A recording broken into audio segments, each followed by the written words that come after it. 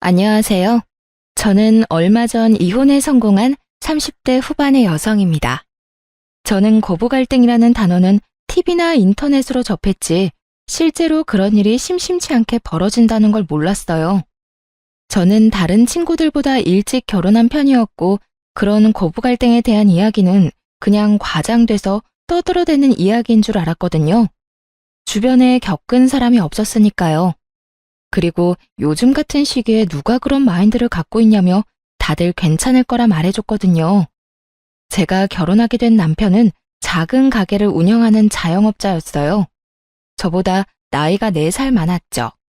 그리고 저는 평범한 회사원이었어요. 결혼은 무난했지만 결혼 후가 문제였어요. 결혼 전에는 방긋방긋 잘 웃기만 하던 시모가 결혼 후에는 단 한 번을 웃어주지 않았거든요. 신혼여행을 다녀온 후부터 고부 갈등은 시작되고 있었습니다.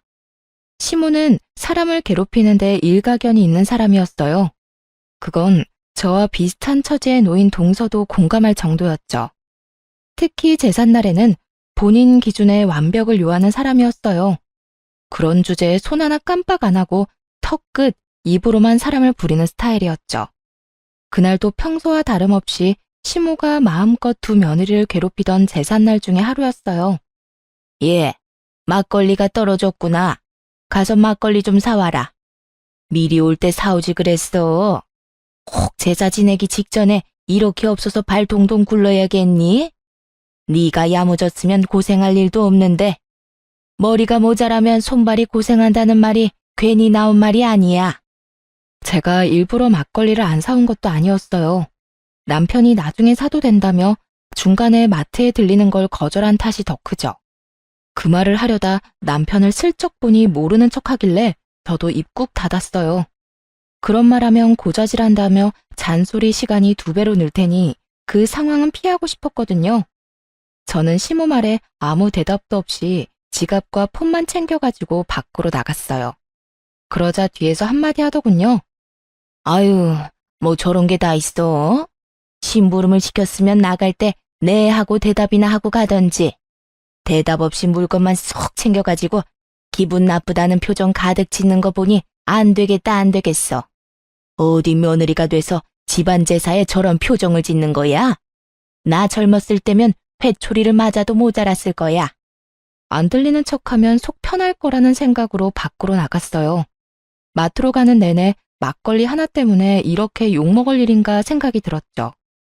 그 자리에서 한바탕 뒤집어도 됐었지만 제사만 지내면 집에 가잖아요.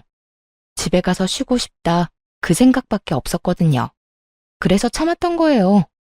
그렇게 마트에 들어갔는데 세상에 그날따라 제삿날 사야 하는 막걸리가 뚝 떨어졌더군요.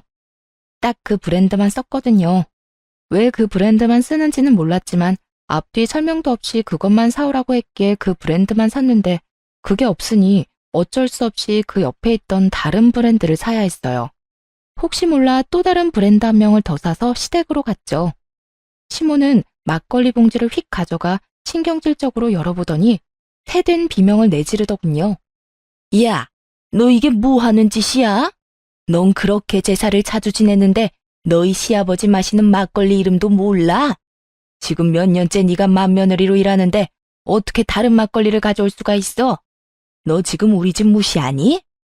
어머님, 갔더니 그 브랜드 막걸리만 다 떨어져서 안 팔더라고요. 시간이 좀 늦어서 다른 곳 돌아볼 여유도 없었고요. 그래서 다른 브랜드 사왔는데 오늘만 그걸로 사용하면 안 될까요? 너 그걸 말이라고 하니? 정말 어이가 없어서. 이딴 식으로 제사 지낼 거면 오지 마. 얼마나 기분이 더러운지 알기나 해? 제사라는 건 정성이야. 그런데 이딴 정신머리로 제사상 차리는 거 부끄럽지 않니? 어휴, 내가 죽어서도 이럴 거 눈에 뻔히 보이니 내 속이 다 탄다. 솔직히 말해봐. 우리한테 이럴 거면 우리 아들이랑 결혼은 왜 했어? 막걸리 한 병에 이런 수많은 이야기를 들을 줄은 상상도 못했어요.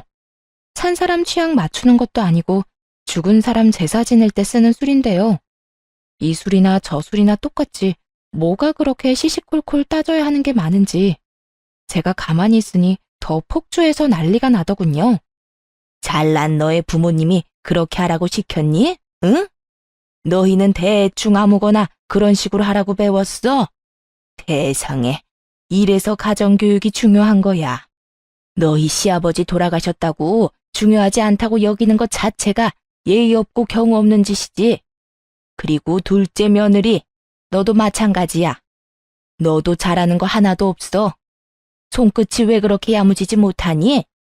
네 집안 사정도 우리가 잘 알고 있다만 그래도 이건 너무하지. 남의 집 재산 망쳐놓고 또 그러겠지. 우리도 우리 집에서는 귀한 딸이에요. 귀한 딸은 웃기고 있네. 그딴 식으로 할 거면 우리 집에서 당장 나가. 나도 이런 식으로 개념 없는 애들이랑 같이 지내고 싶은 생각 요만큼도 없으니까. 아주 말로 사람을 잡더군요. 보자 하고 있으니 사람이 보자기로 보였는지 아주 할 말 안 할 말 입 밖으로 다 꺼내고 있더라고요. 그렇게 시모가 두 며느리를 잡는 동안 두 아들들은 아무것도 들리지 않는 척, 아무것도 보이지 않는 척 거실에 앉아 TV만 보고 있더군요. 부모님 이야기까지 나오니 저도 참을 생각은 없었어요. 그리고 언젠가 한 번은 터뜨려야 될 일이라고 생각했거든요.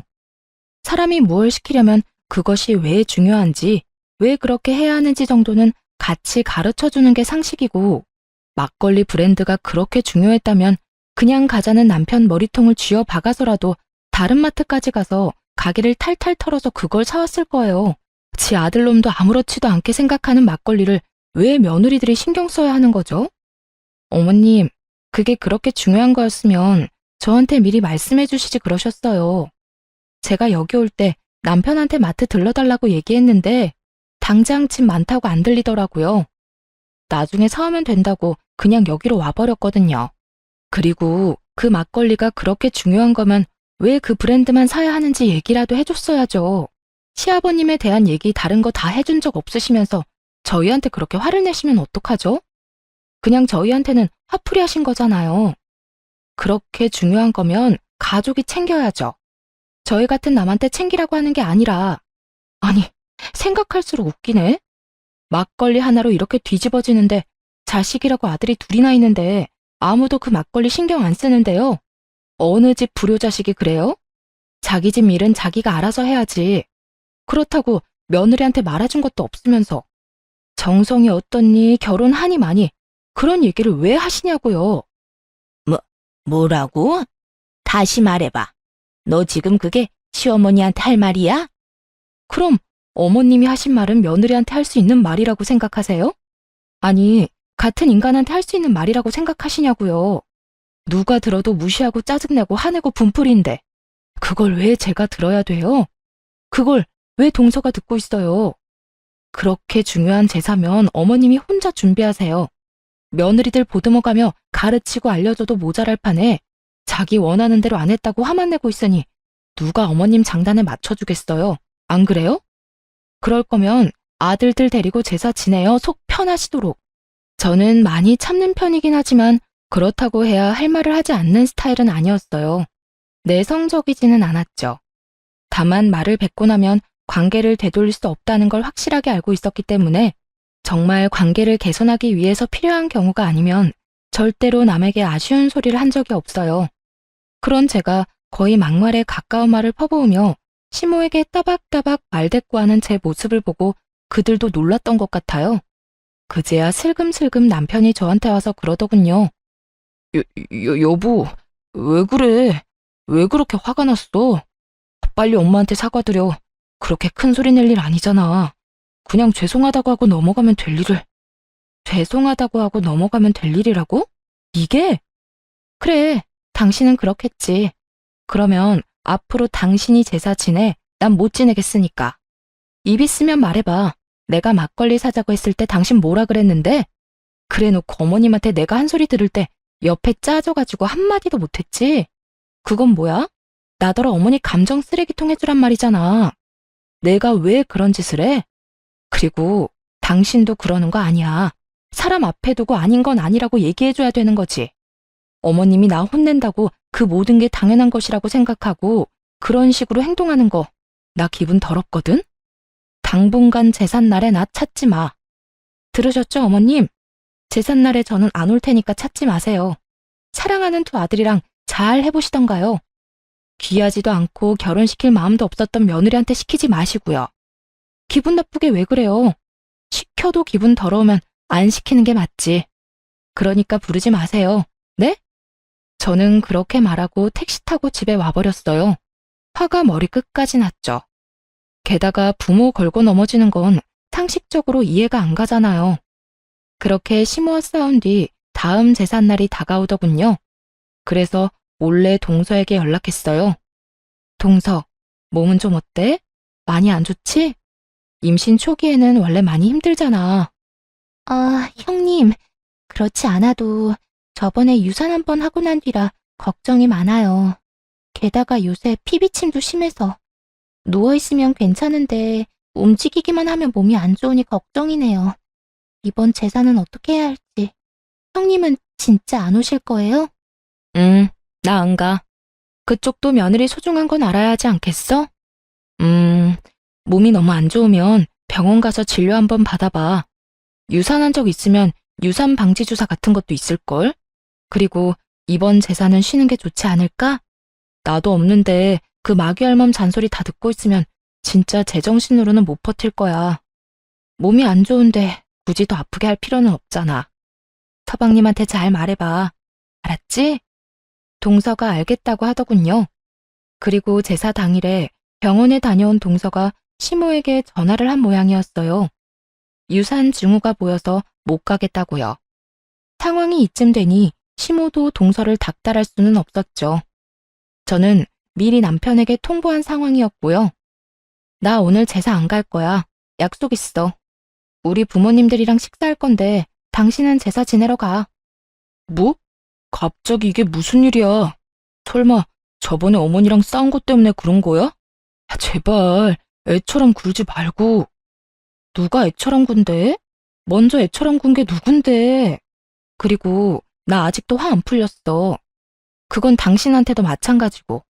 시어머니한테 잔소리 내내 듣는데 안 들리는 척하느라 고생 많았겠어. 그건 내가 나서면 상황이 더 복잡해지니까 그랬지. 그랬어 봐. 어머니가 또 뭐라고 그랬겠어? 그러니까 본인이 잔소리 듣는 건 싫어서 마누라 잔소리 듣게 만들었다는 거잖아. 그런 소리가 아니잖아. 나한테는 그 말이거든. 어쨌든 안 나가니까 둘이 알아서 해. 왜 둘이야? 동서도 못 간대. 유산방지 주사 맞고 병원 입원한대 당분간. 그러면 당신이라도 가야지. 안 간다는 말 못 들었어? 당신이야말로 나한테 이러는 거 아니지. 내가 무슨 소리까지 들었는지 진짜로 못 들은 척하는 거야?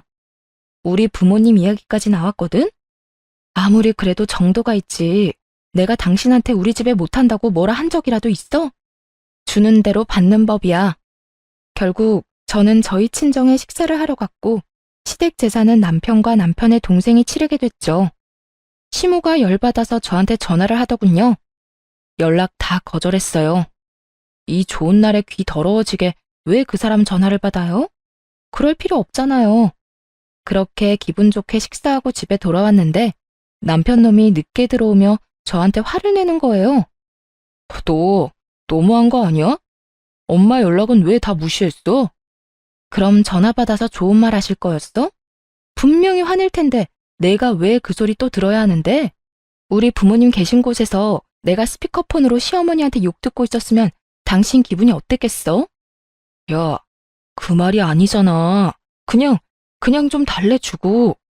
뭘 어떻게 달래주고 얼러줘. 그건 당신 일 아니야? 당신 어머니잖아. 그리고 막말로 이 씨네 집 제사를 생판 남이었던 우리가 지내주는데 시어머니가 저런 식으로 나오면 당신이 중간에서 막기라도 해야 하는 거 아니야? 그때는 가만히 있다가 자기 발등에 불 떨어지니 이제 와서 나한테 해결하라고?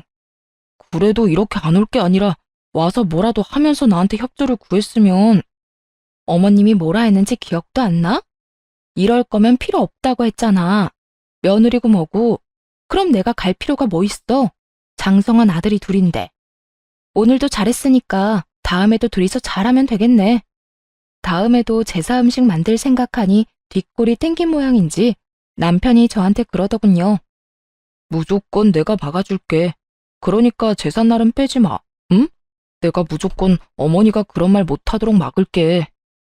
남편의 시도가 잘 먹혔는지 시댁에 가서 시모가 나쁜 말이라도 할라치면 두 남편들이 적극적으로 시모를 말렸어요. 대놓고 아내를 편드는 건 아니었지만 그래도 신용이라도 하는 건 마음에 들었죠. 그리고 그런 분위기가 지속되니 시모도 분위기 보고는 서서히 잠잠해지더군요. 아들들이 잡혀 산다는 걸 눈치를 챈 모양이더라고요. 그렇게 시모와의 일이 어느 정도 마무리가 됐어요. 이제는 좀 편할 줄 알았던 제 앞날에 다시 먹구름이 낀 건 그로부터 2년 정도 지났을 때였어요. 그 전까지는 시모와 부딪힐 일 자체가 없어서 괜찮았는데 이번에는 남편에게 문제가 생긴 거예요. 여보, 이번 달 생활비가 안 들어왔는데 혹시 좀 더 기다려야 해? 어? 생활비. 요새 가게가 힘들어서 당분간만 당신 돈으로 생활비 해결 좀 해주면 안 될까? 가게 일 풀리면 다 갚을 테니까. 혹시 가게 많이 안 좋아? 무슨 문제라도 있는 거야? 그런 거 아니야. 요즘 가게 운영하는데 돈이 좀 많이 들어. 고장나는 기계도 많고 갑자기 목돈도 좀 나갔고. 매출은 그만큼 안 되는데 계속 돈만 나가니까 빚을 좀 졌어. 당신한테 말도 없이 미안해. 괜찮아. 가게 일이잖아. 당분간 생활비 걱정은 하지 마. 내가 내 월급으로 알아서 해결할 테니까.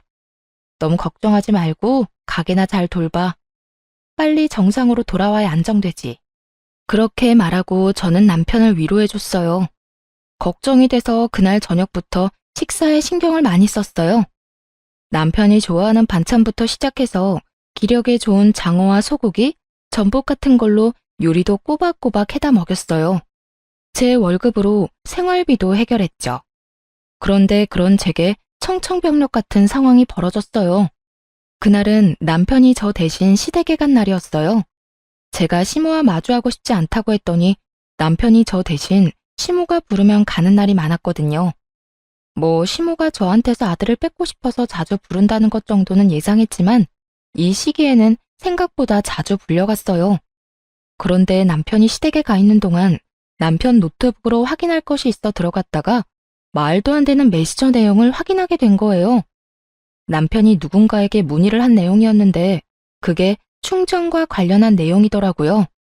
그런데 게임이니 카지노니 이런 말이 들어가 있는 걸 보니 아무리 문외한인 제가 보더라도 이게 사이버 도박이라는 건 모를 수가 없겠더라고요. 그걸 보는데 손이 덜덜 떨리는 것이 와, 그때 생각하면 아직도 머리가 새하얘져요. 사실 저희 삼촌 중에 한 명이 도박하셨던 분이 있었거든요. 할머니 댁을 완전히 풍비박산을 낸 그분은 나머지 가족들에게도 들러붙어서 도박 자금을 마련하려고 했죠.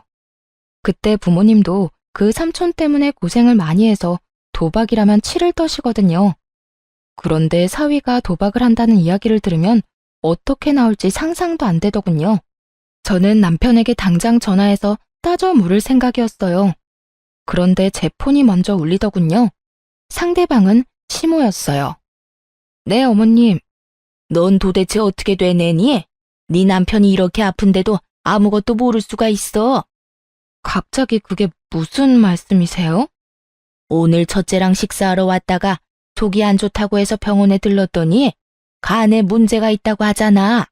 간경화란다. 너 아침밥도 안 먹이지? 밥도 제때 안 해주는 거지? 이것 봐. 내가 언젠간 너 이럴 줄 알았어. 도대체 어떻게 생활하길래 우리 귀한 아들이 아파? 밥도 안 주니? 일만 시켜? 돈 버는 기계로 보고 그러는 거냐고. 결혼을 잘못 시킨 거야. 너랑 결혼한 뒤로 애 몸이 이렇게 아프잖아.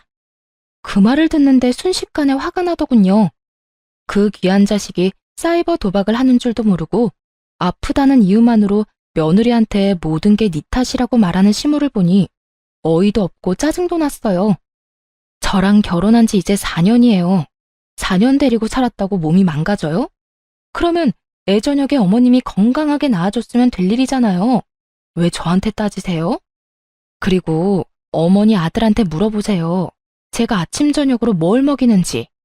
생활비도 안 주는 놈한테 저녁마다 소고기, 장어, 전복, 몸에 좋다는 건 다 해다 바치는데 뭐요? 결혼을 잘못 시켜서 그렇다고요? 어디 가서 돈도 안 벌어다 주는 남편한테 그렇게 해주는 여자 있는지 물어나 보세요. 내가 어이가 없어서 왜 엄한 사람한테 화풀이해요? 매번 그런 식으로 사람한테 화풀이 좀 그만하세요. 듣고 있으면 기분 더러우니까. 여보, 어떻게 그런 말을 어른한테 할 수가 있어. 기분이 더럽다니. 엄마가 내 걱정 때문에 좀 과격하게 말하긴 했지만 그렇다고 해서 그런 말을 함부로 하는 건 아니지. 어른을 좀 공경해. 너 하는 거 보면 영락없이 철없는 애처럼 보이잖아. 빨리 사과해. 내가 사과를 왜 해? 사과하려면 어머님이 나한테 먼저 해야 하는 거 아니야? 말해봐. 당신 아픈 게 내 탓이야? 내 탓이냐고. 내가 식사 굶긴 적이 하루라도 있어? 내가 당신 건강 하루라도 안 챙긴 적이 있냐고.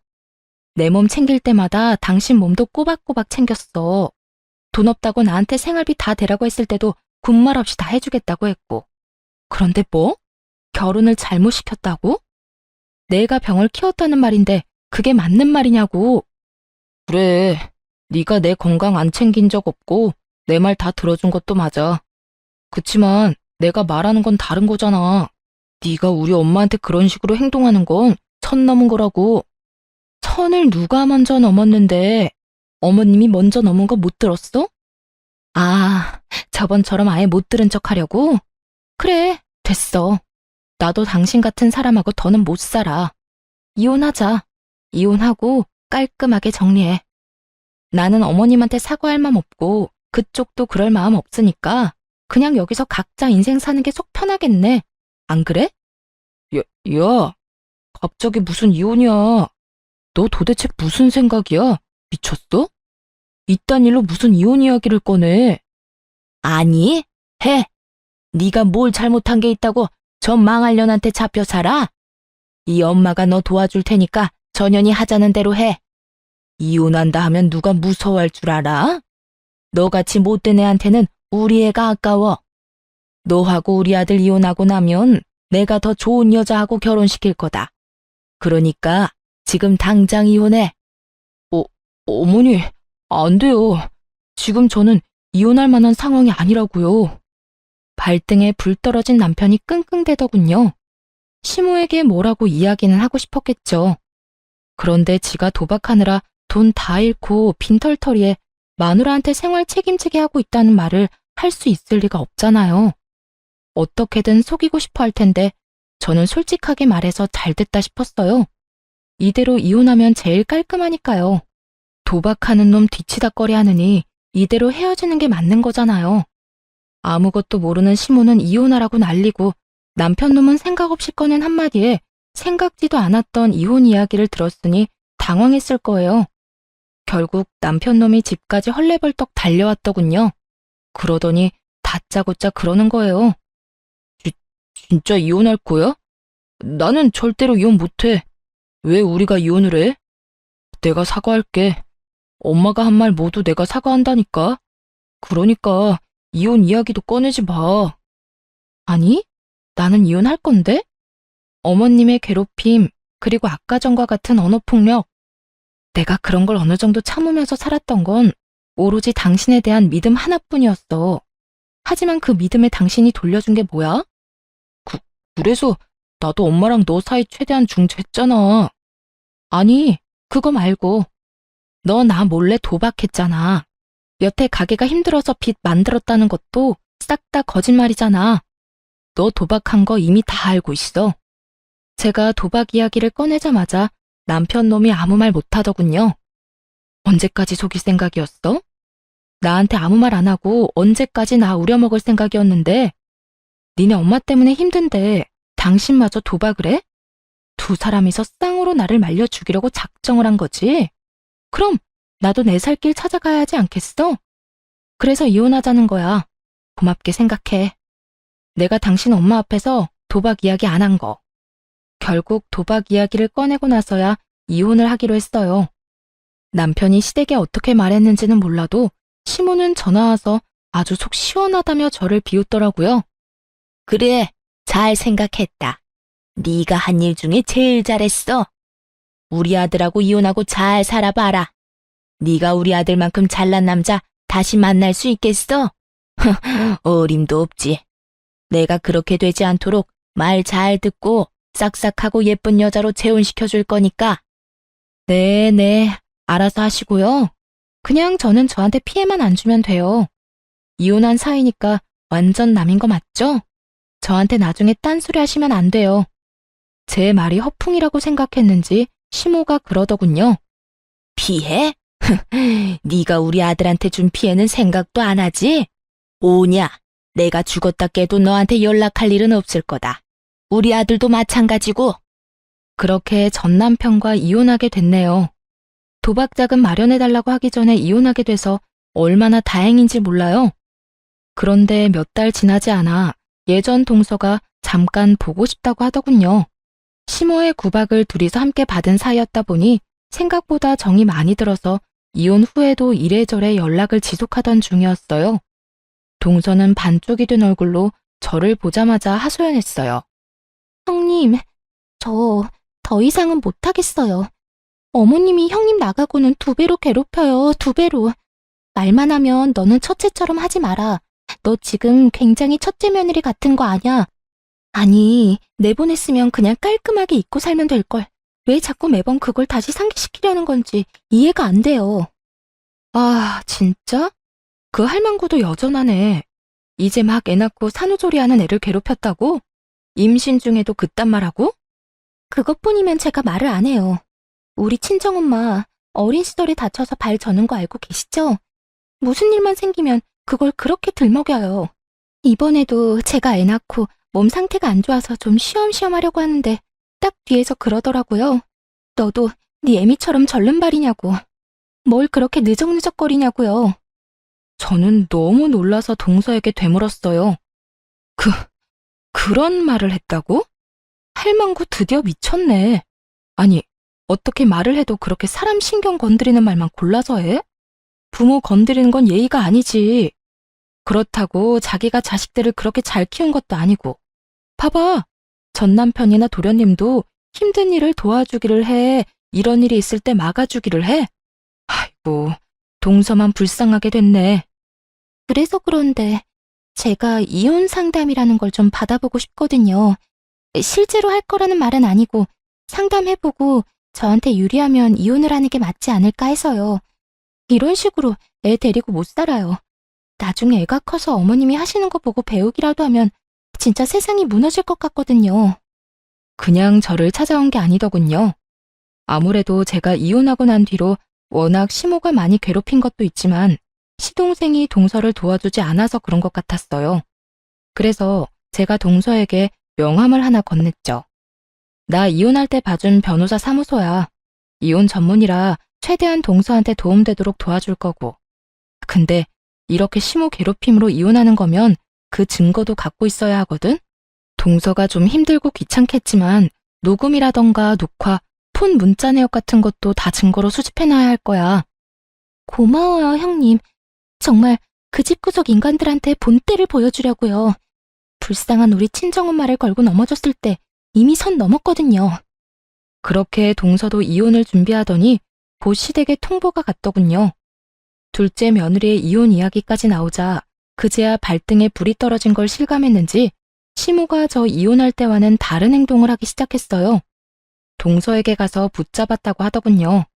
이혼 안 하면 안 되겠냐고요. 저한테 뭐라고 했는 줄 알아요? 글쎄, 자기가 치매에 걸렸던 것 같다면서 설마 자기가 나한테 이런 말을 했겠냐며 시치미를 뚝 떼더라고요. 치매는 무슨... 제삿날을 하루도 안 빼먹고 기억하는 양반이 치매 걸렸다고 우기는데 진짜 어이가 없더라고요. 제가 저희 친정엄마 절름발이라고 그거 가지고 나한테 괴롭힌 거 기억하냐고 물었더니 그때는 또 뭐라는 줄 알아요? 그런 이야기가 아니었대요. 아픈 부모님도 있는데 네가 더 잘해야 되지 않겠냐는 의도로 말한 거라고 하는데 형님 말대로 통화 녹음 내역 안 가지고 있었으면 빼도 박도 못하고 소송 질 뻔했어요. 진짜 그런 식으로 말했어? 나쁘네, 진짜 나빠. 그래도 이혼했으니 다행이야. 이제 어떡하기로 했어? 저는 친정으로 내려가려고요. 엄마가 발을 절기는 하지만 그 외에는 다 성하고 도리어 엄마가 애 보고 싶으니 친정에서 살라고 하더라고요. 봐서 위조로 받은 돈이랑 재산 분할 받은 거 좀 더 못해서 부모님이랑 같이 살 수 있도록 좀 더 큰 집으로 이사 가려고요. 그래, 잘 생각했네. 동선에도 반반이지? 우리도 반반 내고 아파트 샀거든. 그럼 동서 전 남편도 이제 시댁에 들어가는 건가? 우리는 아파트 팔고 돈 나눴거든. 뭐, 그럴 것 같더라고요. 차라리 잘 됐죠. 그렇게 아들 노래를 부르더니 그렇게 좋아하는 아들 둘이랑 다시 셋이서 알콩달콩 잘 살게 됐으니까요. 그분 원하시는 대로 된 거네요. 저와 이혼한 전 남편도 재산 분할 후에는 빚만 남아있는 상태라 결국 시댁으로 들어갔거든요. 그리고 이번에 또 시동생이 추가된다니 얼마나 웃긴 상황인지 말 안 해도 알 수 있었죠. 이제부터 시모는 두 아들을 건사해야 하는 상황이 온 거예요. 며느리가 없으니 식모처럼 두 아들 밥을 챙겨야 했고 매일 청소까지 해야 했죠. 그 소식을 듣는데 어찌나 고소하던지 매번 며느리 하는 거 없다며 말로만 난리치던 시모가 이제는 그 며느리들이 하던 거 고스란히 하고 있었으니 그것도 하루 이틀이죠. 70이 다 돼가는 노인이 안 힘들 수가 없잖아요. 결국 자기 생각이 틀렸다는 걸 몸이 힘들고 나서야 인정한 시모가 동서에게 연락한 모양이었어요. 동서한테 얼토당토 않은 말을 했다더군요. 용서해줄 테니 돌아오라고요. 자기가 뭘 용서를 해준다는 말인지. 사람 괴롭혀놓고 도리어 자기가 용서해준다는 말을 하는 시모를 보며 아직도 제정신 못 차렸네 싶었어요. 그런데 동서가 저한테 시모가 연락 왔었다는 말을 한 뒤에 얼마 지나지 않아 시모가 저에게도 연락을 했더라고요. 저는 아예 연락을 받지 않았어요. 마지막에 저한테 연락하지 말라고 했을 때 죽었다 깨어나도 연락할 일 없다며 큰 소리 뻥뻥 친 게 시모였잖아요. 그래서 저는 시모 연락 자체를 받지 않았죠. 그리고 문자 남겼어요. 전화하지 마시라고 할 말 없다고 말이죠. 아주 칼같이 끊어냈더니 더 이상은 아무런 연락이 없었어요. 결국 체념했는지 다 큰 두 아들 뒤치다거리나 하며 살고 있다고 들었어요. 그래도 도박쟁이 첫째 아들이 제정신은 차렸나 보다 싶었던 그때 드디어 폭탄이 시댁으로 날아갔더라고요. 저도 폭탄이 시댁에 떨어진 줄은 몰랐는데 다짜고짜 시모가 찾아오게 되면서 알게 됐어요. 야, 네가 우리 아들 돈 가로챘지? 우리 아들한테 돈 빌리라고 해놓고 빚 만들었잖아. 이 나쁜 년, 당장 안 나와? 현관문을 두드리며 문 앞에서 난리를 피우는 시모를 보며 아, 드디어 그 문제를 시모가 알았구나 싶었어요. 그런데 이번에도 또 제 탓을 하더군요. 이혼한 지 1년이 다 되어 가는데 말이죠. 저도 열받아서 문을 확 열었어요. 문 앞에 기대서 문을 두드리던 시모 몸이 뒤로 확 밀렸죠. 야! 죽일년, 네가 그랬지? 우리 아들한테 무슨 짓 했어? 이혼하기 전에 돈 다 빼먹고 애한테 빚만 남겨? 오냐, 이런 식으로 나오겠다 이거지? 왜 아무 상관없는 나한테 와서 이 난리예요? 연락 안 한다고 하지 않았어요? 무슨 일로 여기까지 와서 행패냐고요. 무슨 일? 네가 우리 아들 빚 만들어내놓고 이혼했잖아. 지금 집으로 독촉장이 몇 개가 날아오는 줄 알아? 우리 아들이 그런 짓을 할 리가 없지.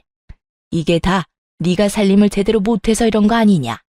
그래서 아드님한테는 물어보셨어요? 딱 봐도 아들한테 말 안 하고 나한테 먼저 온 거네. 아들한테 물어보면 어떻게 돌아가는지 정확하게 알 수 있을 건데요. 하긴 그 인간이 진실을 말해줄 리도 없지. 그럼 잘 들으세요. 당신 귀한 아들 도박쟁이에요. 도박하느라 억대 빚을 지고 나한테 생활비며 집안에 드는 돈 다 맡긴 인간이에요. 이제 아시겠죠? 그 독촉장도 다 도박 빚지고 못 갚아서 날아온 거라고요. 도박? 우리 아들은 절대 아니야. 집에서 한 발짝도 밖으로 안 나가는데 무슨 도박이야? 네가 우리 아들한테 덮어 씌우려는가 본데? 요즘에 누가 도박을 밖에 나가서 해요. 사이버 도박이라고 인터넷으로 하는 거 있어요. 궁금하시면 주변 사람 도움받아서 알아보시던가요. 여하튼 저한테는 아무 문제 없어요. 저는 그 사람 빚지기 시작할 때 이미 이혼한 상태고 도박 빚에 대해서는 갚아줘야 할 의무도 없고요. 이제 그 사람 가족은 제가 아니라 그쪽이잖아요. 제 말에 시모 얼굴이 하얗게 질리더군요. 설마 하는 표정이었어요. 이렇게 친히 가르쳐주는데도 못 믿는 걸 보니 귀한 아들 사랑이 참 대단해 보였죠. 아니다. 아니야, 그럴 리가 없어. 네가 나를 속이는 거야. 우리 아들이 도박 같은 거 할 리가 없잖아. 네 탓이야. 이건 다 네 탓이라고. 그게 아니면 말이 안 되잖아. 성실하고 착한 우리 첫째가 왜 그런 짓을... 아, 네가 끌어들였지? 네가 우리 아들한테 도박하라고 시켰지? 미쳤어요? 우리 집은 도박이라고 하면 학을 뗄 정도로 싫어해요. 이번 이혼할 때 사실 그 사람 도박인 거 알고 있었거든요. 그거 알고 저희 친정에서 빨리 인연 끊으라고 할 정도로 싫어하세요. 뭘 알고 말해야지. 아니야.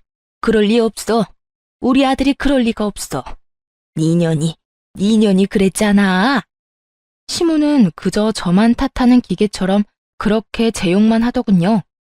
그렇다고 이렇게 놔둘 수도 없어서 전 남편에게 전화를 했어요. 당신 엄마 데려가라고요. 그렇게 부랴부랴 전 남편이 저희 집 앞에 왔더군요.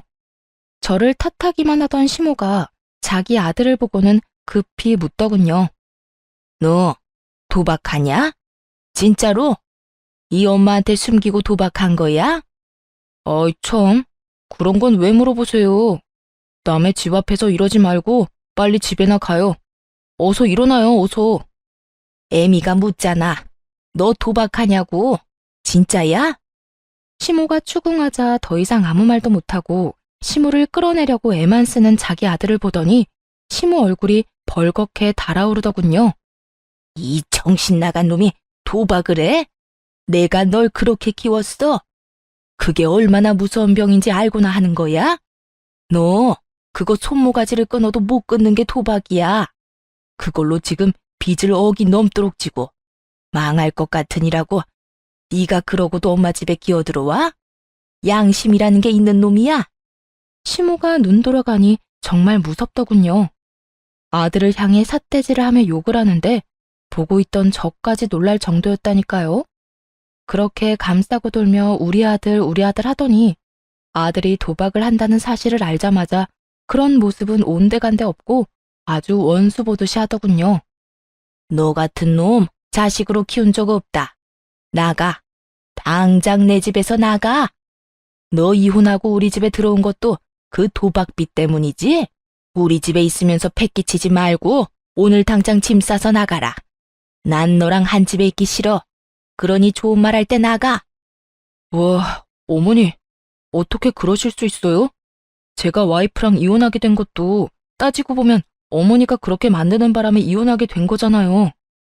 아들 이혼시켜놓고 언제는 다 해줄 것처럼 받아들여주더니 꼴랑 도박 좀 했다고 지금 사람을 쫓아내겠다는 거예요.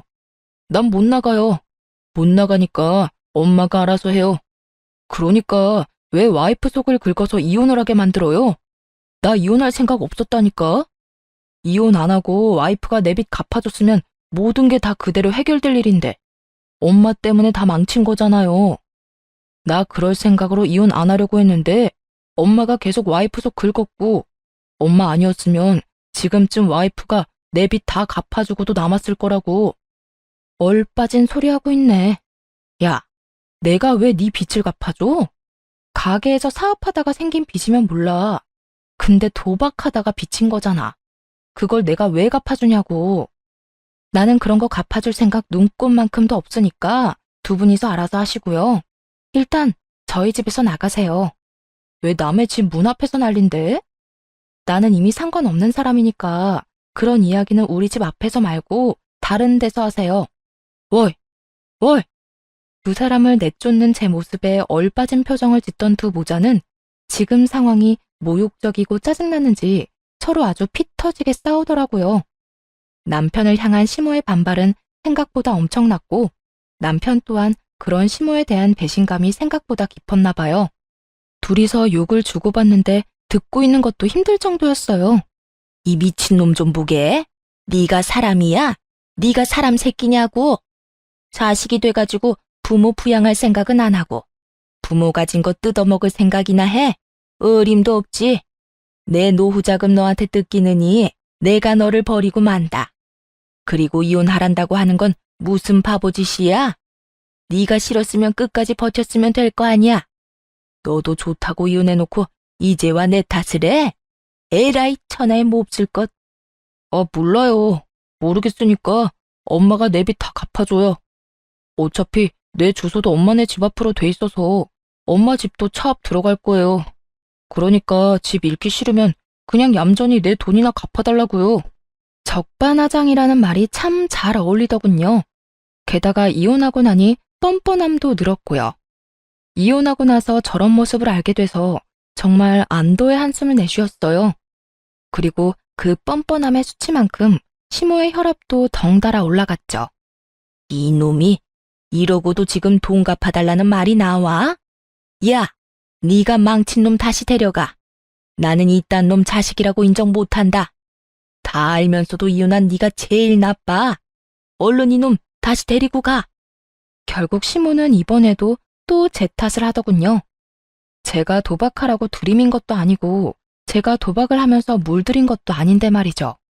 무조건 아들 못난 점은 며느리가 잘못한 거, 아들 잘난 점은 자기가 잘한 거. 이런 식으로 생각하고 있는 시모를 보니 딱하기 그지없더라고요. 이미 반품한 지 오래됐는데 이제와 다시 가져가라니. 공짜로 준대도 다시 안 받을 건데 말이죠. 저한테 아들 돌려달라고 난리치신 게 어머님이세요. 이제 와서 데려가라 한들 원래부터 어머님 거였는데요. 그렇게 애지중지하던 착하고 대단한 아들 데려가서 예쁘고 착하고 뭐라더라? 완벽한 여자 만나서 재혼시켜준다고 하셨죠? 꼭 그렇게 하세요. 저는 한번 당해봤으니 다른 사람한테 기회 드릴게요. 혹시 모르죠? 재산 다 잃고 도박 빚만 산더미라도 좋아해줄 여자 어디 있을지. 뭐 정상적인 사람이라면 도박에 돛자만 들어도 도망가겠지만 그렇게 귀한 아드님이잖아요. 어머님처럼 맹목적으로 사랑해줄 사람 있을지도 모르죠. 한껏 빈정거리는 제 말을 듣고 시모는 그 자리에 힘없이 주저앉더니 아주 아파트 떠나가라 곡소리를 내더군요. 아이고, 내가 말년에 복이 없어서 이렇지. 어디서 여우 같은 며느리 떼어냈더니 자식놈이 사고를 치네. 아이고 내 팔자야. 이제 어쩌면 좋아. 한이 가득 담긴 목소리만 들으면 진짜 억울한 사람처럼 보이더군요. 지금 이 상황이 모두 자기가 만든 결과인데도 말이죠. 며느리인 저를 괴롭히지만 않았어도 저 빚더미 골칫거리를 떠안게 될 일은 없었을 테니까요. 만약 조금이라도 이혼하는 게 늦어졌다면 전 남편의 짜증나는 생각대로 됐을 가능성이 높았겠죠. 제가 남편 빚을 갚아주는 상황이요. 뭐 제자리로 돌아왔으니 저는 이제 이 집구석이랑은 관련 없는 사람이지만요. 좀 그만하고 일어나요. 언제까지 여기서 창피하게 이러고 있을 건데요. 빨리 일어서요. 자신을 일으켜 세우는 아들놈의 손을 탁 내친 시모가 자기 아들을 잡아먹을 것 같은 눈을 하고 자리에서 일어나 엉덩이를 툭툭 털며 경고를 날리더군요. 똑바로 들어. 나는 절대로 도박하는 놈 집에 못 들여놔. 빚 갚기 전까지 우리 집에 들어올 생각도 하지 마. 알아들었어? 그러더니 시모 혼자 뒤뚱뒤뚱 걸어가더군요. 전 남편은 아무 말도 못한 채 그저 시모 뒷공무니만 쫓고 있고요. 빚진 거마저 제 탓이라며 우리 집에 와서 온갖 분란만 만들어 놓고 돌아갈 때 사과 한마디도 없는 둘을 보니 참 똑같구나 싶었어요. 얼마나 제 탓이 하고 싶겠어요? 근데 정작 제 잘못이라고는 없으니 뱉어낼 말도 없는 거겠죠. 그렇게 돌아간 두 사람의 앞에 기다리고 있던 건 슬픈 고난의 길뿐이었더라고요. 전 남편이 뭐라고 시모를 설득했는지 모르겠지만 결국 시댁집을 팔았다더군요. 그리고 월세로 이사를 갔더군요. 시댁집 판 돈으로 도박빚을 갚으려는데 그걸 전 남편이 홀라당 다시 도박에 날려버렸다네요. 그거 알고 시모가 전 남편을 두들겨 패면서 욕을 한 바가지를 했답니다. 그게 어떤 돈인데 그걸 또 도박에 쓰냐고. 그러게 왜 남편한테 그 돈을 쥐어줬는지 알다가도 모를 일이죠. 동서한테 들은 이야기인데 전 남편 동생도 자기 형이 도박한다는 걸 알고는 아무도 모르게 시댁에서 짐 빼서 나가버렸다고 하더라고요. 자기한테 도박빚 갚아달라고 할까봐 미리 손절한 게 틀림없어 보였어요. 결국 전 남편의 도박 여파는 시모에게 모두 떠넘겨졌고 시모는 모아두었던 짜투리 노후 재산마저 모조리 털릴 위기에 처하자 월세방 내놓고 본인 동생 집으로 피신했다고 하더군요. 그 뒤에 일어난 일은 뻔하죠. 돈 못 갚은 전 남편은 개인회생과 파산을 신청했다는데 결국 파산은 법적으로 도박빚은 안 된다고 하고 개인회생은 원금을 모두 탕감하는 조건으로 회생 신청이 된다고 했대요. 이거 믿고 빚을 그만큼 진 것 같은데 결국은 모조리 갚아야 한다는 말을 듣고 절망한 건지 뭔지는 모르겠지만 뺀질나게 시모 찾아갔다고 하더군요. 그런데 시모는 그렇게 귀하다며 아끼던 아들을 2번 다시 만나주지 않았다고 하고요. 자기는 도박하는 자식 낳은 적도 없고 그런 자식은 자기 아들이 아니라며 시모 본인 동생에게 이야기했대요. 그러면서 이대로 요양원 들어가서 죽을 때까지 거기 있는 게 낫겠다는 말까지 했다니 얼마나 자기 자식이 꼴도 보기 싫었으면 그런 말까지 했겠나 싶더라고요. 진짜 고부 갈등으로 이혼한 게 천만다행이라는 생각이 들 정도로 시댁의 몰락은 처참했어요. 시모는 모르겠지만 시모의 괴롭힘 덕분에 전 남편과 빠르게 손절할 수 있었던 저는 솔직히 하늘이 도왔다고 생각하거든요. 사연 글을 쓰고 있는 동안에도 그때의 일을 떠올리면 다행이라는 생각이 들 정도죠. 당시에는 괴로운 일이었지만 지금은 아무렇지 않으니 함께 즐겨주셨으면 좋겠어요. 지금까지 제 사연 들어주셔서 감사합니다. 행복한 하루 되세요.